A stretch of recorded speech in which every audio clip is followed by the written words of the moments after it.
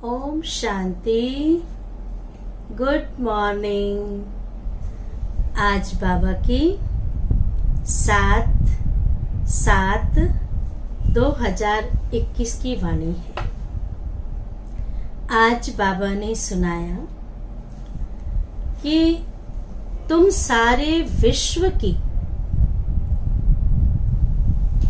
कल्प पूरे 5000 वर्ष के लिए न केवल अपने ही बल्कि सबकी काया कंचन करते हो, सबकी मन बुद्धि को, जीवन को बदलने वाले हो, क्योंकि तुम विश्व कल्याणकारी बाप के बच्चे हो। तो सबका कल्याण करना है, किसी की भी जीवन को बदलने के निमित्त बनना, किसी का कल्याण करना, घर संवर जाए, जीवन संवर जाए, आत्मा सतो प्रधान बन जाए, कंचन बन जाए, काया कल्पत्रु हो जाए, ऐसी दुनिया में चलना है। तो सबसे पहले उस दुनिया में जाने लायक बनना पड़ेगा। जब तक लायक नहीं बनेंगे उस ऐसी सुंदर दुनिया में कैसे जा सकेंगे। इसलिए लोग कहते हैं जब कोई शरीर छोड़ता है, मर जाता है, तो कहते हैं स्वर्ग चला गया, स्वर्ग पधारा। तो स्वर्ग में ऐसे कैसे चले जाएंगे? इतना आसान है क्या? नरक को स्वर्ग बनाना, स्वर्ग में जाने के लिए तो मरना पड़ता है, बिना मरे तो नहीं जाते ना। लेकिन कैसे मरना है? ऐसे नहीं शरीर छोड़ देना है। जीते जी इस जीवन में रहते हुए, इस तन में रहते हुए आत्मा पुरानी बातों से मर जाए। पुराने संस्कार जो 63 जन्म के हैं, जो दुख देने वाले, परेशान करने वाले, समय प्रति समय धोखा देने वाले, ऐसे संस्कारों से मरना है। पुरानी संगतों से मरना है। वो संगत जो हमें प्रभु से दूर करे, सत्य के संग से दूर करे, ऐसे संग से मरना है। लोग कहते हैं सत्य संग। वास्तव में सत्य दुनिया में कोई है ही नहीं जिसका हम संग करें। कहते भी हैं झूठी काया, झूठी माया, झूठा सब संसार। तो सत्य कौन है जिसके लिए कहते सत्यम शिवम सुंदरम? वो सत्य एक ही है जो सदा सुंदर है, एक निराकार शिव। वो सत्य है और उस सत्य को याद करने से, उसके संग में रहने से, उस पर विश्वास करने से हमारी जीत होती है। तो परमात्मा सत्य है। अब हम उसे याद करेंगे और बातों से बुद्धि को हटाना, अर्थात मर जाना।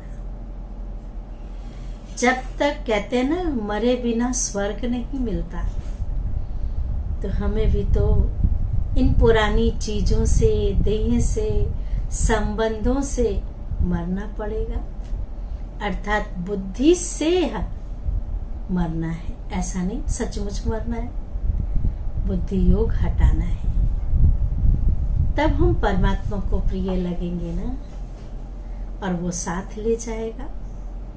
इसलिए स्वर्ग में जाने के लिए सबसे पहले मरना पड़ेगा। भगवान आए ही पुरानी दुनिया से मारने, अर्थात पुरानी बातों से, पुराने संस्कारों से, बुराइयों से, विकारों से मारने के लिए। लोग कहते हैं भगवान ही पैदा करता है, जीवन देता है, भगवान ही मारता है। भगवान मारता नहीं है। हम अपने कर्मों के अनुसार इस सृष्टि पर पार्ट बजाते हैं और भगवान ही सृष्टि पर आकर कहते हैं कि बच्चे, जो तुम इस झमेलों में फंस गए हो उसको खत्म करो। मकड़ी जाल खुद बनाती है, खुद फंस जाती है। जाल से निकलने के लिए उसे खुद को ही काटना पड़ता है। सृष्टि रंगमंच पर हम सब ने एक जाल बना लिया, मकड़ी की तरह। कितने रिश्ते जोड़ लिए, कितने सामान इकट्ठा कर लिया, कितने वैभव बना लिए, लेकिन जब हम जाएंगे तो लेके जाएंगे क्या? खुद को ही समेटना पड़ेगा, अर्थात खुद ही ये रस्सियां काटनी पड़ेगी।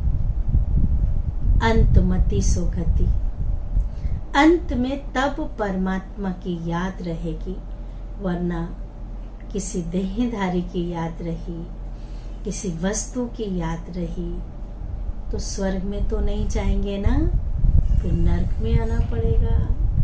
तो इसलिए स्वर्ग में जाना है तो एक का संग करो। कर्म जो भी करते हैं, कहते हैं कर्म के साथ धर्म जरूर होना चाहिए।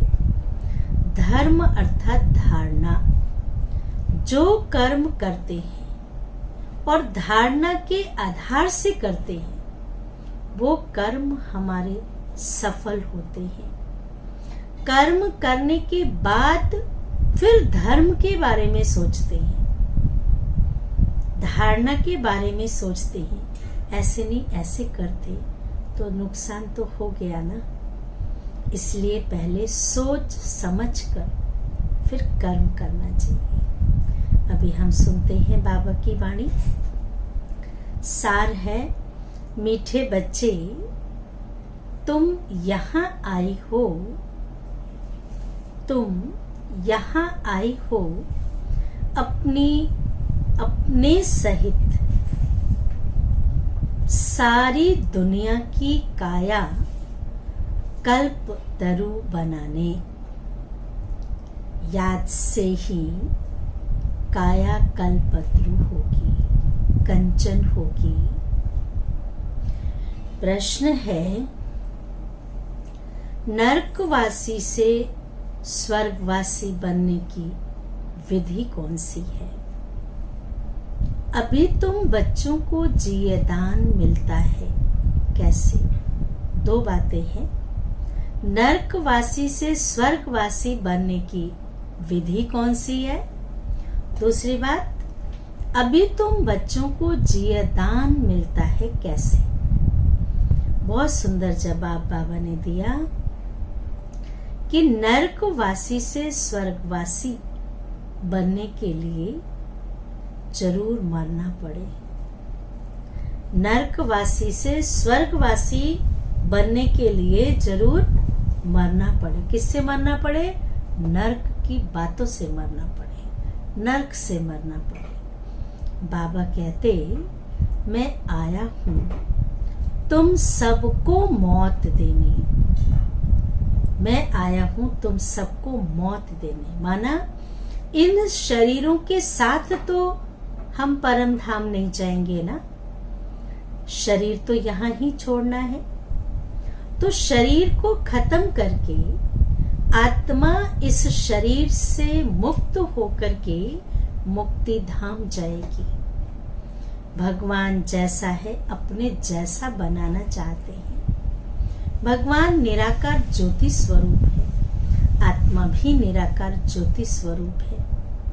आत्मा इस शरीर से जब तक मरेगी नहीं, अर्थात निकलेगी नहीं, तब तक स्वर्ग कैसे जाएगी, मुक्ति धाम कैसे जाएगी? इसलिए बाबा ने कहा कि मैं आया हूं तुम सबको मौत देने, तुम्हारी इस देह को खत्म कराए, बाकी आत्माओं को ले जाऊंगा।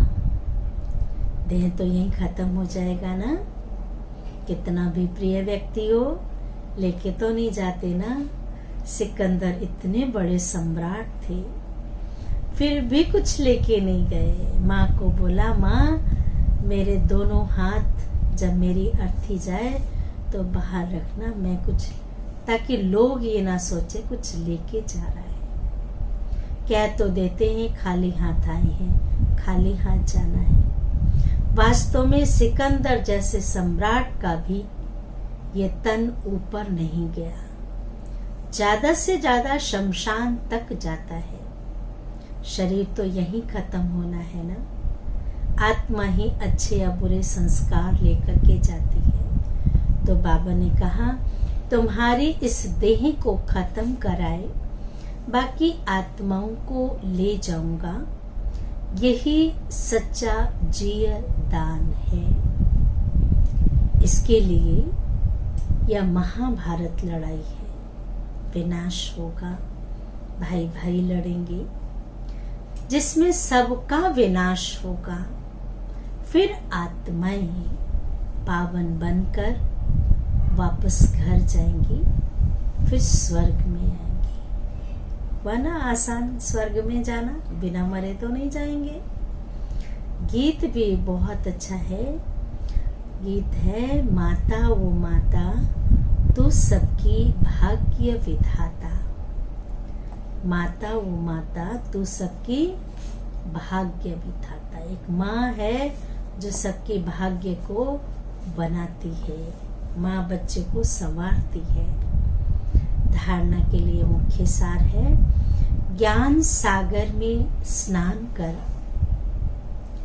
ज्ञान सागर में स्नान कर स्वयं को पावन बनाना है। कहते हैं सागर में डुबकी लगाने से मनुष्य परी बन जाते हैं, परियां बन जाती हैं। वास्तव में ज्ञान की गहराई में जाने से, ज्ञान में डूब जाना अर्थात स्नान करना, इससे आत्मा पावन बनती है। मित्र संबंधियों के साथ रहते बुद्धि में रहे, मेरा तो एक शिव बाबा दूसरा ना कोई। दूसरी पॉइंट है, विष्णुपुरी में चलने के लिए, विष्णुपुरी में चलने के लिए पक्का वैष्णव अर्थात पवित्र बनना है। वैष्णव अर्थात शुद्ध, पवित्र। आज लोग लिख देते हैं वैष्णव ढाबा, पकड़ा होता है प्याज लहसुन। वैष्णव माना ही शुद्धता का प्रतीक है ना। तो पवित्र बनना है। नरक से जीते जी मरकर बुद्धि योग स्वर्ग में लगाना है। वरदान है, धर्म और कर्म दोनों का ठीक बैलेंस रखने वाले। धर्म और कर्म, ध्यान से सुनेंगे, दोनों का ठीक बैलेंस रखने वाले दिव्य व श्रेष्ठ बुद्धिमान भव। विस्तार है, कर्म करते समय धर्म अर्थात धारणा भी संपूर्ण हो। धर्म अर्थात धारणा भी संपूर्ण हो तो धर्म और कर्म दोनों का बैलेंस ठीक होने से प्रभाव बढ़ेगा। ऐसे नहीं, जब कर्म समाप्त हो तब धारणा स्मृति में आए। बुद्धि में दोनों बातों का ठीक बैलेंस हो, धर्म और कर्म, तब कहेंगे श्रेष्ठ व दिव्य बुद्धिमान। नहीं तो साधारण बुद्धि, कर्म भी साधारण, धारणाएं भी साधारण होती है। पर साधारण बुद्धि तो कर्म भी साधारण, धारणाएं भी साधारण होती है। तो साधारणता में समानता नहीं लानी है, लेकिन श्रेष्ठता में समानता हो। जैसे कर्म श्रेष्ठ, वैसे धारणा भी श्रेष्ठ हो। स्लोगन है, मन बुद्धि को अनुभव की सीट पर सेट कर दो। अपने मन बुद्धि को अनुभव की सीट पर सेट कर दो तो कभी अपसेट नहीं होंगे। अच्छा, ओम शांति, ओम शांति, ओम शांति।